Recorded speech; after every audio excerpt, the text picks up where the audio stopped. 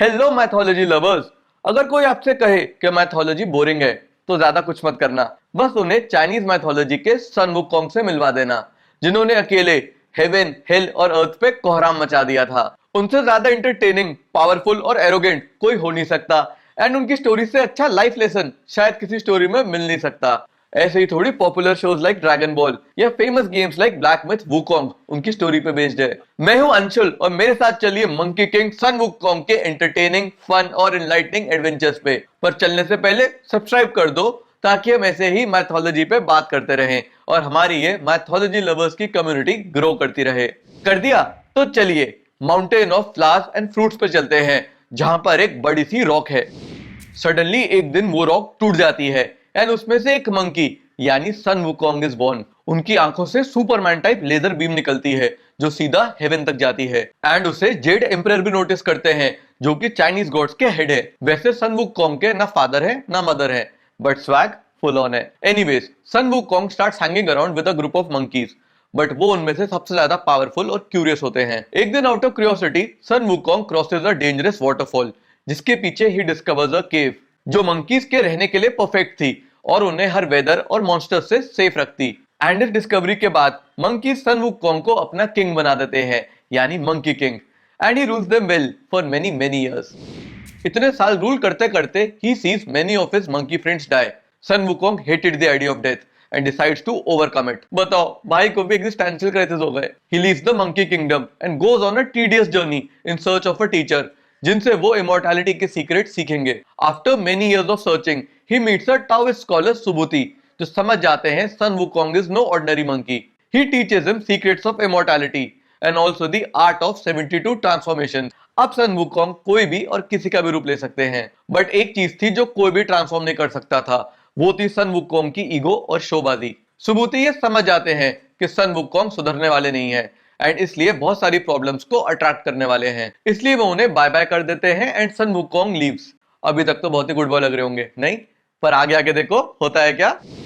He goes back to the mountain of flowers and fruits and gets to know कि एक monster monkeys को परेशान कर रहा है। बस मिल गया मौका अपनी नई पावर शो ऑफ करने का। चुटकी में वो उस खतरनाक मॉन्स्टर को हरा देते हैं एंड सब वाह वाह करते हैं। तब मंकी किंग से सब कहते हैं कि बाकी सब परफेक्ट है, बस एक चीज की कमी है, एक वेपन की जो उनके जितना ही ऑसम और परफेक्ट हो। बस अब सन वुकोंग की स्टोरी में उनके फेमस और अनबीटेबल आयरन स्टाफ की एंट्री होने जा रही है। Sun Wukong goes to the dragon king who rules under the sea in search of a powerful weapon. There he sees a 13,500 pound iron pillar. Dragon king उन्हें ये iron pillar ले जाने की परमिशन देते हैं, थिंकिंग कि एक monkey इसे कहां ले जाएगा। बट आयरन पिलर ग्लो करने लगता है सन वुकोंग को देखकर, एज इफ वो खुद उन्हें चूज कर रहा है। सन वुकोंग के कहने पर वो आयरन पिलर साइज में छोटा हो जाता है और एक आयरन स्टाफ बन जाता है, और साथ ही में सन वुकोंग का स्पेशल वेपन भी। पता है, ये मैजिकल वेपन साइज में बड़े से बड़ा और छोटे से छोटा हो सकता है, और सन वुकोंग उसे छोटा सा करके अपने कान में रखते हैं। मैं तो कह रहा हूँ, भाई का स्वाग ही अलग है।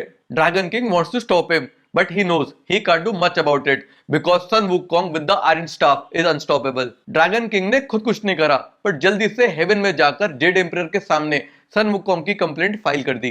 कंप्लेंट? सीरियसली? अपने सन वुकोंग का नाम हेवन तक फेमस हो गया था, लेकिन suddenly he was taken to hell. When he asked why, he was told के बुक ऑफ मॉर्टल्स में उनका नाम है and his time is up. Sun Wukong was furious and wanted to attack King Yama and other kings of hell with his brand new iron staff. Seeing the iron staff, they make peace with him and Sun Wukong को book of mortals दे देते हैं, और फिर सन Wukong उसमें से सिर्फ अपना ही नहीं बल्कि सारे मंकीज का नाम हटा देते हैं। वैसे I like him as a king. अब यमा जेड एम्परर से सन वुकोंग की कंप्लेंट करते हैं।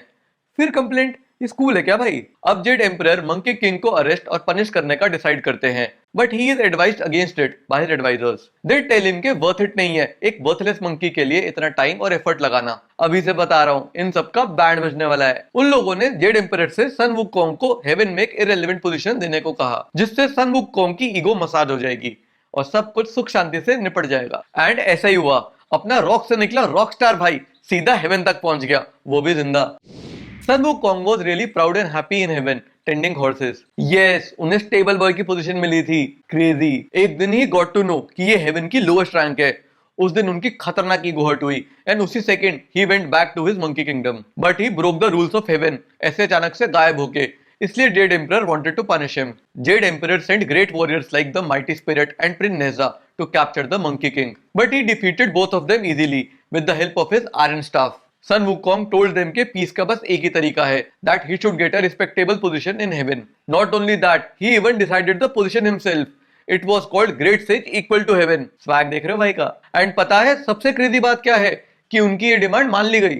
Jade Emperor gave him the position of the Great Sage equal to heaven to pacify him and to avoid chaos. Sun Wukong's only responsibility was to take care of orchard of peace trees, जिसपे peaches of immortality grow किया करते थे. And Sun Wukong big Sun Wukong ate सारे के सारे पके हुए peaches. भाई थर्ड टाइम इमोर्टल बन गया. फिर जब इमोर्टल्स की पार्टी के लिए कुछ अटेंडेंट्स पीचेस लेने आए, तब सन वुकोंग को पता चला he is not invited for the party. लो जी, हो गया कांड दोबारा, हो गई गोहट.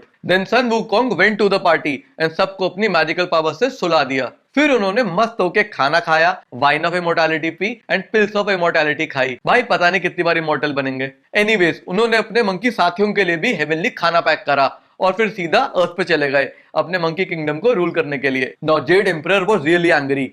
ही वांटेड सन वुकोंग किसी भी हाल में. उन्होंने 4 स्ट्रॉन्गेस्ट हेवनली किंग्स को भेजा सन वुकोंग को कैप्चर करने के लिए. बट सन वुकोंग और उनका आयरन स्टाफ सब पर भारी पड़ गए. बट इस बार जेड एम्परर सही में बहुत गुस्से में थे and called out for Erlang Shen, one of the most powerful warriors. He went to capture Sun Wukong and it was a fight of equals. एक अटैक करता तो दूसरे के पास उसका काउंटर अटैक होता. एक अपनी शेप ट्रांसफॉर्म करता तो दूसरा भी करता. ये एक नेवर एंडिंग बैटल थी. बट हेवन से मंकी किंग पे रिंग ऑफ गोल्ड से अटैक किया गया while he was in middle of the battle. The magical ring was able to neutralize him and Erlang Shan was able to capture him. Heaven में सन Wukong को मारने के लिए God's ने सारी ट्रिक्स ट्राई करी बट सारी फेल हो गई. सन वुकोंग एक बार थोड़ी कई बार इमोर्टल बने थे.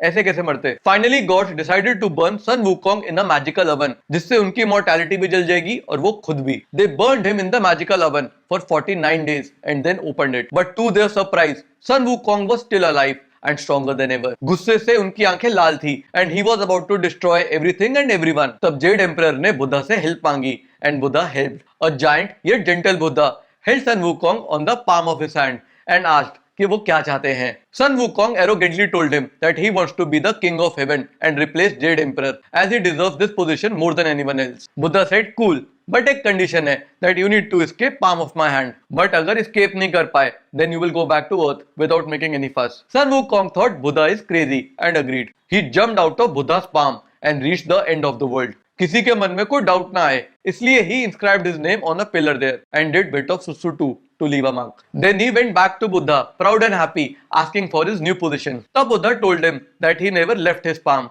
He was always on his palm itself. Sun Wukong was surprised and looked around. And shockingly उन्होंने देखा कि जो इंस्क्रिप्शन उन्होंने पिलर पे लिखी थी वो बुद्धा की मिडिल फिंगर पे थी एंड सुसु का मार्क भी वहीं था. सन वुकोंग को यकीन ही नहीं हुआ कि वो ये चैलेंज हार गए. Buddha then pushed the arrogant Sun Wukong to the earth and trapped him under the mountain of 5 fingers, जिन्हें बुद्धा की फिंगर्स माना जाता है. कहते हैं for 500 years Sun Wukong was trapped under the mountain to learn humility and patience. Not only that, free होने के बाद वो टैंग सनजैंग के डिसाइपल बनते हैं and goes with him on a journey to the west यानी India to collect Buddhist sutras and take them back to China. तो चलिए मैथोलॉजी लवर्स, ये थी हमारे सन वुकोंग की स्टोरी जो एंटरटेनिंग भी है और इनलाइटनिंग भी. अब नेक्स्ट टाइम नए गॉड नई स्टोरी के साथ आते हैं. तब तक के लिए वीडियो पसंद आई हो तो लाइक कर देना, सब्सक्राइब नहीं करा तो सब्सक्राइब कर देना. Okay bye.